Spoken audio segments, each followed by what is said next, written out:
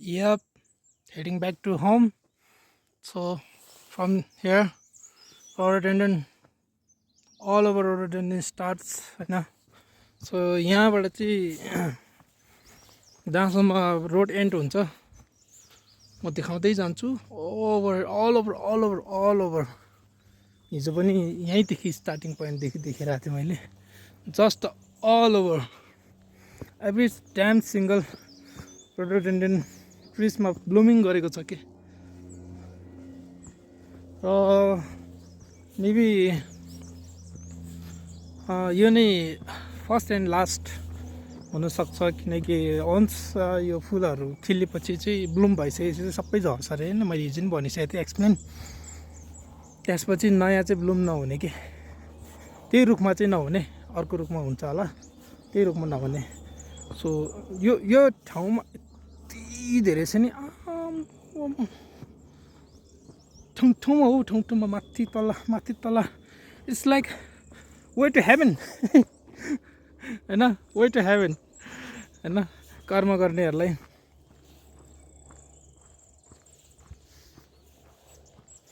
स्वर्गमा वेलकमिङ गर्छ भन्छ नि, हो मेबी यसरी गर्छ होला कि होइन. वा फुलै फुलको बाटो अल ओभर. यो क्यामेराले केही पनि जज गर्न सक्दैन जुन मेरो आँखाले देखिरहेछ नि, किनकि यप यहाँ चाहिँ लाइट अलि राम्रो देखेर यस्तो हुन्छ कि अब चाहिँ नबोलौँ होइन. एउटै कुरालाई अगेन किन सो गर्ने भनेर हिँड्छु, अनि देखाउन मन लागिहाल्छ कि यहाँको ब्युटी अफ नेचरै यस्तो छ कि यहाँ चाहिँ यस्तो एक्साइटेड भएर मैले भिडियो गर्छ भने झन् मुन्दुम ट्रेल गयो भने त के हुन्छ होला हौ. खोटाङ हलेसीको मुन्दुम ट्रेल असम लाग्छ यार. म भिडियो हेर्दै म एकदम गुस पम्प हुन्छ कि त्यहाँको ल्यान्डस्केपहरू. यप. अनि मनाङ बाँकी नै छ. नेपालको मैले अझसम्मको सिर्फ 5% मात्र हो ट्रेक गरेको. 100मा हो त फेरि 100मा 5% मात्र ट्रेक गरेको 100मा 5%. र 5%मा मेरो अझसम्मको one of the best experience भनेको चाहिँ फर्स्टमा त आउँछ यही हाम्रो गाउँको भान्टी भण्डार. यप यही हो. अब 2-3 महिना सिजन हो यो, त्यसपछि फेरि हराउँछ. अनि after that monsoon season start हुन्छ र मनसुनमा पनि फेरि यो ओभर ब्युटी देख्छ, over beauty, greenery everywhere greenery. So त्यसैले मलाई बाहिर जानै पर्छ, मलाई कमाउनै पर्छ होइन, फर मेरो फ्युचरको ट्रेक्सको लागि होइन. अहिले मलाई एउटा राम्रो ग्याजेट पनि छैन होइन. मैले स्टिल आफ्नो ओल्ड फोनले नै सुट गरिरहेको छु. So yup every damn single trees except this. किन हो यो ब्लुमिङ हुँदैछ कि सबै फुलहरू झरिसकेको हो, खै के भएको त्यसो सुनेको थिएँ कि मैले. एक्चुअली वन्स फुलहरू ब्लुम भइसक्यो सबै झर्छ अरे, अनि त्यहाँबाट फेरि त्यही रुखमा चाहिँ यो वेदरमा यो सिजनमा चाहिँ फुलहरू ब्लुमिङ हुँदैन अरे, लाइक दिस होइन. यसको देखिरहेको छ नि सबै फुलहरू मरिसक्यो कि. अनि पहिलाको कम्पेरिजनमा फुल एकदमै कम हुँदै आएको छ अरे क्या अहिले चाहिँ. अब चाहिँ oh damn it really man, really up there all over पुरै फरेस्ट नै भरेको छ. वाट यस्तो नि हुन्छ अरे के अझ.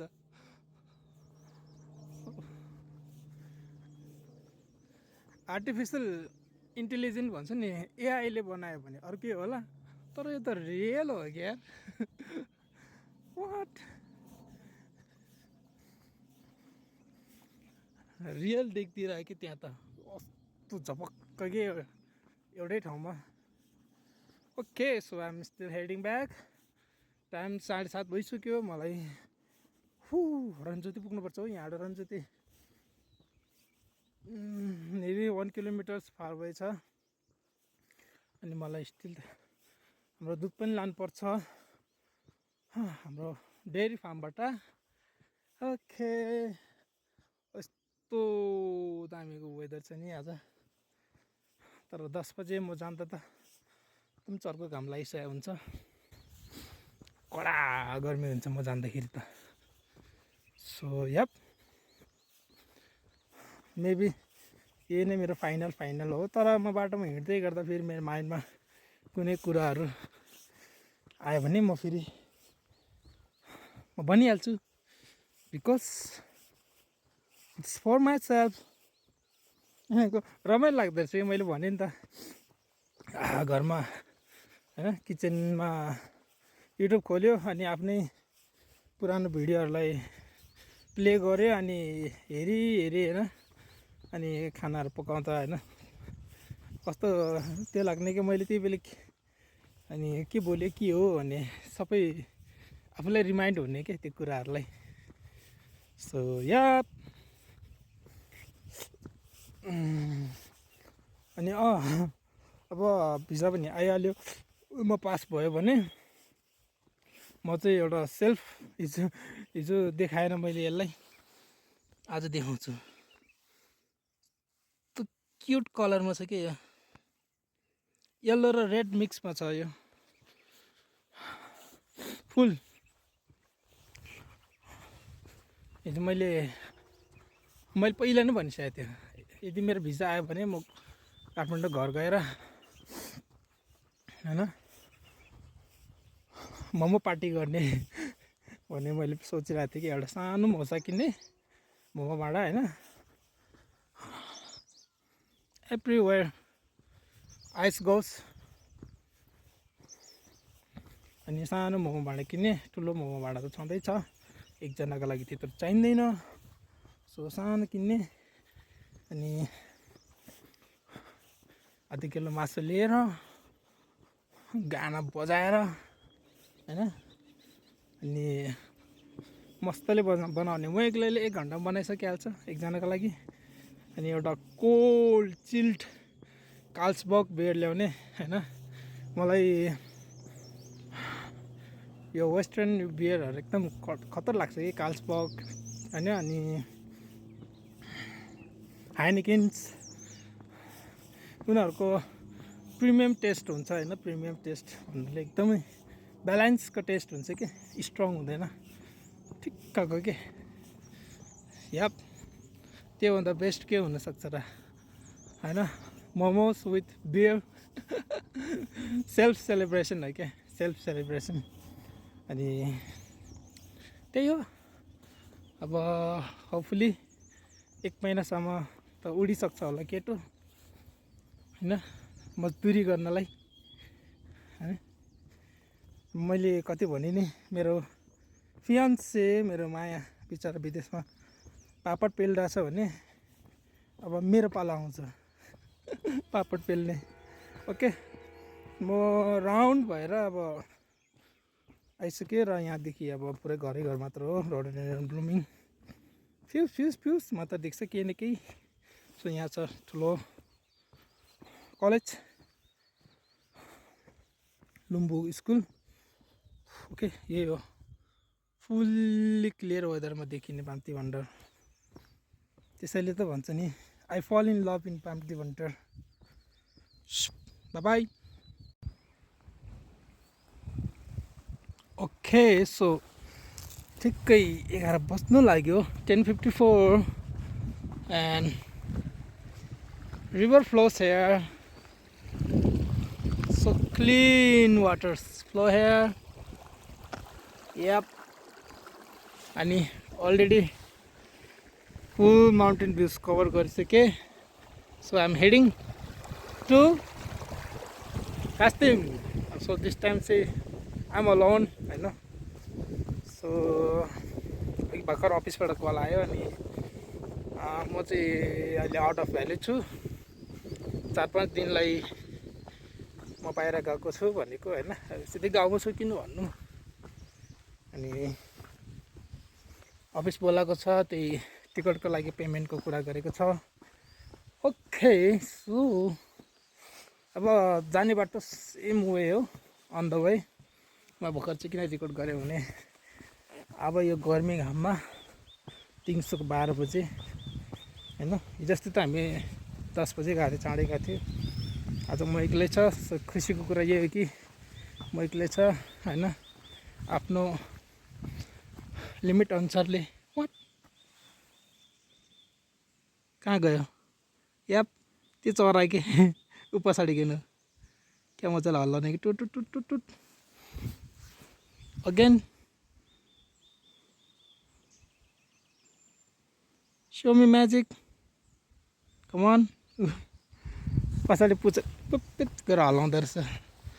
ओके, सो यही हो।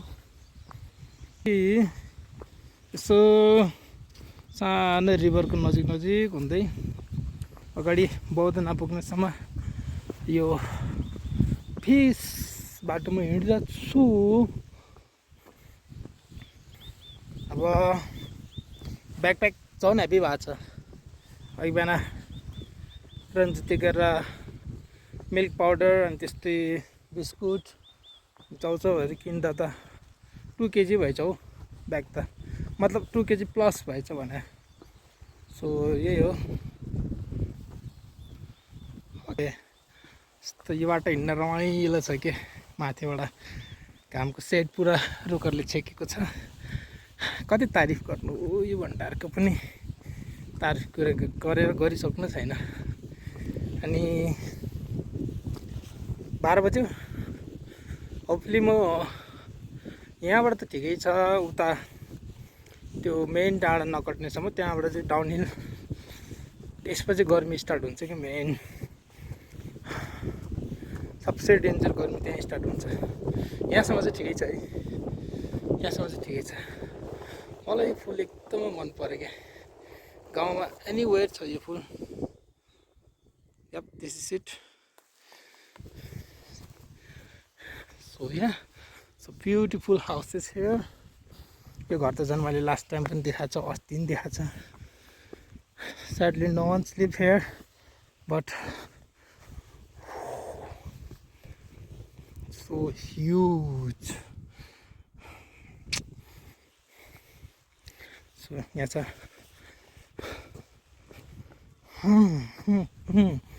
सेफ्टी, मैले 3rd टाइम देखाइरहेको छु यो। Yup, this is it. एकदमै अगाडि बेस्ट भ्यूको अगाडि बेस्ट हाइटमा एकदमै खत्तर तरिकाले बनाएको हो, but no one slip there. मैले सहीचोटि भनिसकेँ होला, Sherpas are live so royalty तरिकाले, मतलब एकदमै बस्ने तरिका चाहिँ एकदमै गजब छ कि उनीहरूको। ओके, लास्ट टाइम यस्तो मजाले छल्लङ्ग देखाएको थियो, अहिले त कभर अप। त्यही भएर म बिहानै गएको रे। लास्ट टाइम यहाँबाट यस्तो बबाल भ्यू देखाएको थियो, स्टिल यसको भ्युजले ओके सबै टी प्लान्ट्सहरू यहाँ कटिङ गरिसकेको छ। Okay, nothings new on a way होइन। म चाहिँ अब होपफुल्ली 4 बजे पुगिन्छ कि होइन, 12 बजे 1 2 3 4 5 ल 5 बजे पुगिनु हुन्छ। ओके, सो क्लियर भ्यू चाहिँ यहाँबाट, सो क्लियर। हिजो राति चाहिँ हाम्रो यहाँ पानी पर्दाखेरि चाहिँ माथिको हाइटतिर चाहिँ हिउँ पर्दो रहेछ कि, चिसो ठाउँमा है हिउँ पर्ने, यहाँ चाहिँ पानी पर्ने। अनि त्यही भएर माथि माथि अझै पनि हिउँ पग्लेको छैन अब त्यो। सो यस्तो दामी हिमाल हुन्थ्यो, अलिकति देखिरहेको छ। सो म चाहिँ हिँड्यो अन माई वे। अस्ति मलाई धेरै लङ वे जानु छ, लङ वे। यो त स्टार्ट पनि भएको छैन हो, स्टार्ट पनि भएको छैन भने नि हुन्छ, सुरु पनि भएको छैन भने नि हुन्छ अहिले त।